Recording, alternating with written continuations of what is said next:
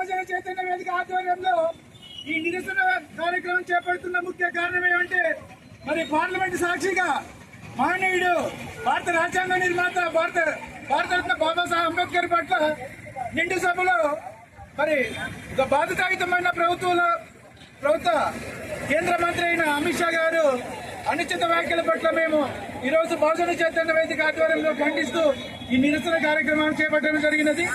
మరి ఇతను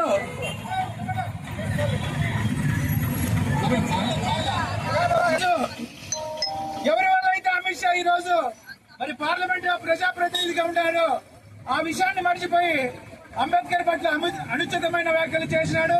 మరి ఈ విషయాన్ని దృష్టిలో పెట్టుకుని ఈరోజు బహుజన చైతన్య వేదిక ఆధ్వర్యంలో వివిధ సంఘాలను కలుపుకొని ఈ నిరసన కార్యక్రమం చేపట్టడం జరుగుతున్నది. మరి అమిత్ షా గారు మీరు ఒకటే గుర్తు పెట్టుకోవాలి, మనం పూజించే భగవంతుని వల్ల కాదు మీరు ఈ రోజు పార్లమెంట్ లో అడుగుపెట్టిండేది. బాబాసాహెబ్ అంబేద్కర్ గారు ఏదైతే భారత రాజ్యాంగం ద్వారా ఓటు ద్వారా మీకు రాజకీయ హక్కు కల్పించినారో ఆ హక్కు వల్లనే మీరు ఈ రోజు ప్రజలు ఎన్నుకున్న ప్రజాస్వామ్య పద్ధతి విధానంలో ఈ రోజు భారత పార్లమెంట్ లో అడుగుపెట్టి ఈ రోజు మరి ప్రజలకు అవసరమైన సమర్థవంతమైన చట్టాలను చేసేది మర్చిపోయి ఈ రోజు మహనీయుడైన అంబేద్కర్ గారి పట్ల మీరు అనుచిత వ్యాఖ్యలు చేయడం మేము ఈరోజు భారతదేశం వ్యాప్తంగా పార్టీలకు అతీతంగా కులాలకు అతీతంగా మతాలకు అతీతంగా ఈ రోజు ఖండించాల్సిన అవసరం ఎంతైనా ఉందని చెప్పనేసి ఈ రోజు మీకు అందరికీ తెలియజేస్తున్నాను. సభ్య సమాజం తలదించుకునే విధంగా ఈ రోజు మరి గౌరవనీయులు అమిత్ షా గారు అంబేద్కర్ పట్ల వ్యాఖ్యలు ఏవైతే చేసినారో అవి బేషరతుగా పార్లమెంట్ వేదికగా తప్పకుండా ఇతను క్షమాపణ చెప్పాలని చెప్పనేసి మేము ఈ రోజు బహుజన చైతన్య వేదిక ద్వారా డిమాండ్ చేస్తున్నాం. అది చేయలేని పక్షంలో అమిత్ గారు ఎక్కడికైతే వెళ్తారో ఆ ప్రదేశాల్లో తప్పకుండా మరి వివిధ రాజకీయ పార్టీలు కానీ లేదంటే ప్రజా సంఘాలు కానీ కుల సంఘాలు కానీ ప్రతి ఒక్కరు కూడా ఈ విషయాన్ని ఖండించాల్సిన అవసరం ఎంతైనా ఉందని చెప్పనేసి ఈ సందర్భంగా నేను తెలియజేస్తున్నాను. అంతేకాదు పార్టీలకు అతీతంగా ప్రతి ఒక్క పార్టీ, ప్రతి ఒక్క కుల సంఘం, ప్రతి ఒక్క ప్రజా సంఘాలు కూడా అమిత్ షా చేసిన వ్యాఖ్యలను ఖండించాలి. అప్పుడే మరి అంబేద్కర్ పట్ల కానీ లేదంటే దళిత జాతి పట్ల కానీ ప్రతి ఒక్క రాజకీయ పార్టీకి కూడా గౌరవము ఆప్యాయత ఉందని చెప్పనేసి నేను ఈ సందర్భంగా తెలియజేస్తున్నాను.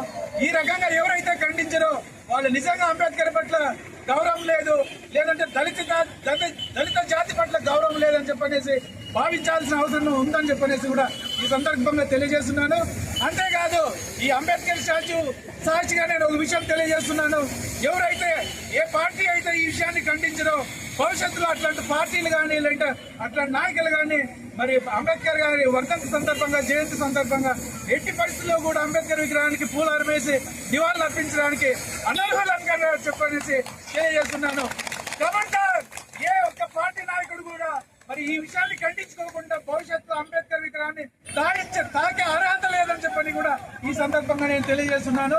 ఒకటే గుర్తు పెట్టుకోండి, అంబేద్కర్ అంటే కేవలం దళిత నాయకుడు కాదు, ఈ దేశంలో ఉన్న మహిళల కోసం, తన మహిళా హక్కుల కోసం హిందూ కోడ్ బిల్లు ఆమోదించలేని పక్షంలో తను నమ్మిన సిద్ధాంతానికి కట్టుబడి ఆ రోజు మొట్టమొదటి కేంద్ర న్యాయశాఖ మంత్రి పదవికి రాజీనామా చేసిన మహనీయుడు త్యాగపురుషుడు అని చెప్పనేసి ఈ సందర్భంగా తెలియజేసినాడు. అటువంటి మహనీయుని అవమానించిన అమిత్ షా బేషరతుగా పార్లమెంట్ సాక్షిగా మరి క్షమాపణ కోరాలని చెప్పనేసి కూడా ఈ సందర్భంగా తెలియజేసినాను.